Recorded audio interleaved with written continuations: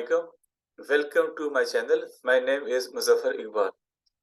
ये हमारा आज का टॉपिक है कि मेथड ओवरलोडिंग क्या होती है और जावा में हम इसको कैसे इम्प्लीमेंट करते हैं। तो ये हमारे पास मेथड ओवरलोडिंग है जिसमें आप जावा की किसी एक क्लास में एक ही मेथड को more than one time define करते हैं जिसका नाम सेम होता है।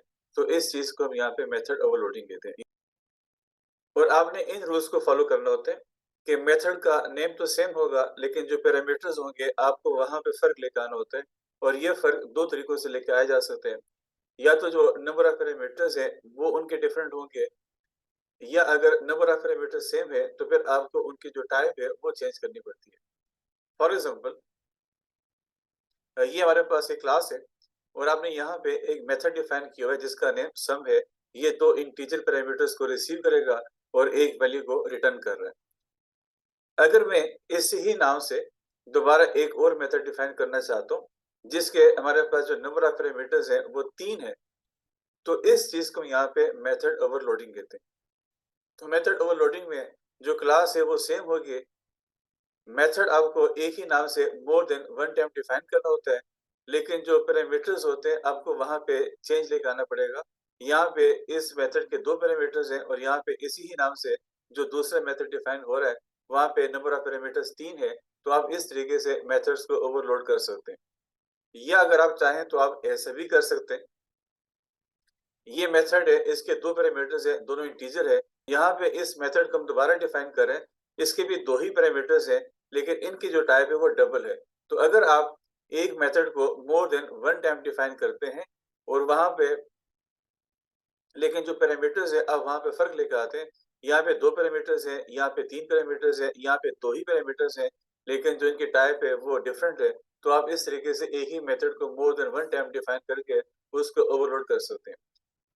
यहाँ पे ये चीज इंपॉर्टेंट है कि मेथड ओवरलोडिंग में जो रिटर्न टाइप है ये मैटर नहीं करती। जो रिटर्न टाइप है ये सेम हो या ये डिफरेंट हो इससे कोई फर्क नहीं पड़ता, लेकिन जो पैरामीटर्स है यहाँ पे फर्क पड़ता है। जो नंबर ऑफ पैरामीटर्स है ये आप या तो कम करेंगे या फिर ज्यादा करेंगे दोबारा डिफाइन करते हुए, या फिर आपको उनमें से किसी एक पैरामीटर की टाइप या सबकी टाइप को चेंज करना पड़ता है ताकि कंपाइलर डिफरेंशिएट कर सके इन डिफरेंट मेथड्स में। तो ऐसा अगर आप करते हैं तो इस चीज को यहाँ पे मेथड ओवरलोडिंग कहते हैं। अभी मैं आपको नेटबीन्स पे लेके चलता हूँ और वहां पे इसको हम देखते हैं कि कैसे इम्प्लीमेंट कर सकते हैं।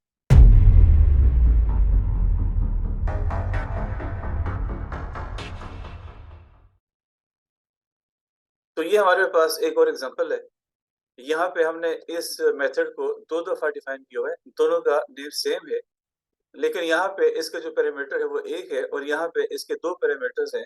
तो अभी हम बात कर रहे थे कि अगर आप किसी एक क्लास में एक ही नाम से more than one method define करते हैं तो इस चीज को हम यहाँ पे मेथड ओवरलोडिंग कहते हैं।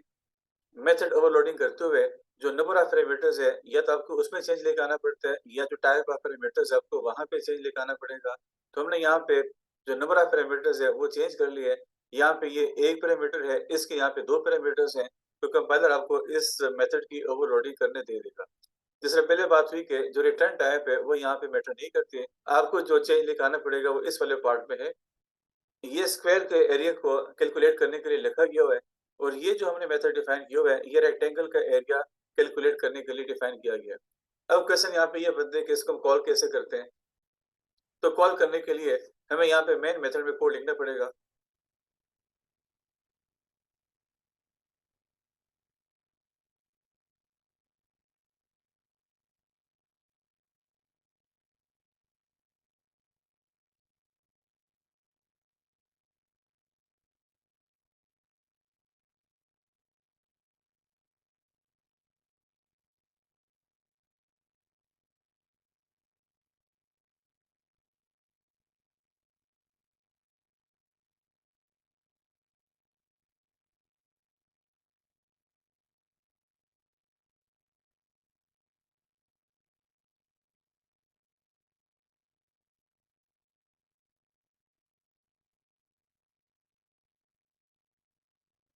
तो यहाँ पे हमने इन मेथड्स को कॉल किया।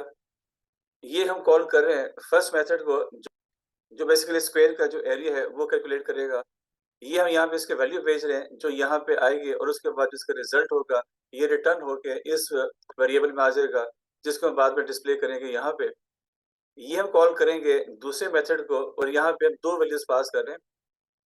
जो फर्स्ट वैल्यू होगी वो इस जगह पे आएगी, जो सेकंड वैल्यू होगी वो आएगी इस वेरिएबल में और उसके बाद जो यहाँ का रिजल्ट होगा वो वापस आके आएगा इस वेरिएबल में जिसको हम यहाँ पे डिस्प्ले कर रहे हैं। अगर मैं इस कोड को यहाँ पे रन करता हूँ, तो ये इसका आउटपुट है।